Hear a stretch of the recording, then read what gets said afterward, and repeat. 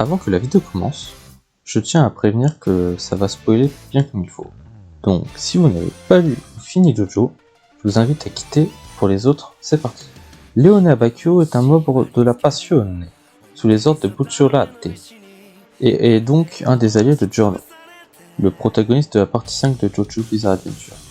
Même s'il n'est pas déclaré comme Jojo Bro, il sera sûrement l'un des membres les plus importants de l'équipe, quitte à détrôner le parrain de la mafia italienne. Abbacchio est un grand homme possédant des cheveux gris, des yeux violets et assez fins. Il porte un long manteau noir avec des lacets et un pantalon assorti à son manteau. Malgré ce look un peu gangster, il restera un ancien policier au passé sombre, entraînant dans des histoires louches. Il finira par tirer sur son coéquipier, où sa mort ne permettra pas à Abbacchio d'avoir une vie sereine.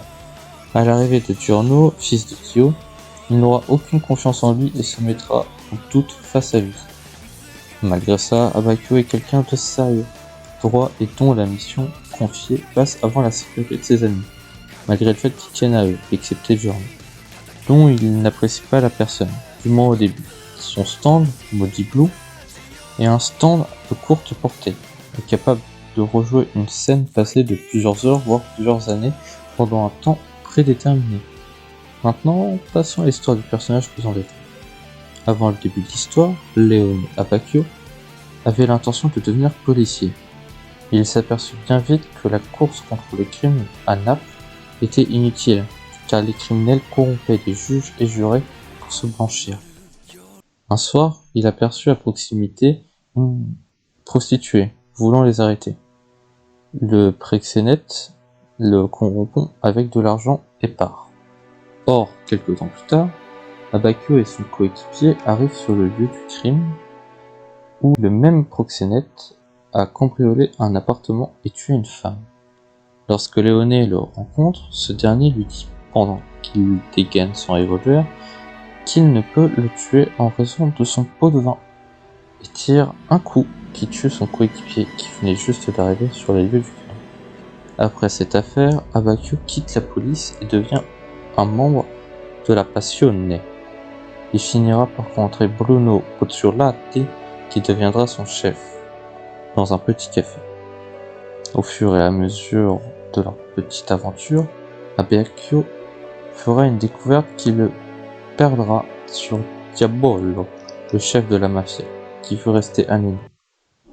Giorno et ses amis retrouveront Abbacchio sur un rocher, faisant office de lit de mort, le ventre ouvert. Même Giorno avouera ne pas pouvoir le sauver avec son stand. Abbacchio sera mort face à l'ennemi pour pouvoir les aider à aller plus loin dans leur conquête.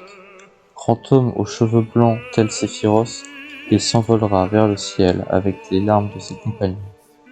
Dans le roman de George Joestar, une incarnation d'Abbacchio vit dans le 37e univers.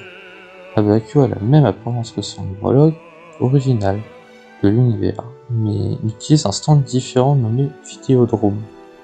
Ce stand a des capacités similaires à Maudit Blue, mais est plus limité. Il est capable de matérialiser les événements récents qui sont arrivés à quelqu'un avec un homologue interactif. Il est et restera l'homme au passé dénaturé par une société bien trop désespérante. Bref, c'était l'histoire de Abbacchio.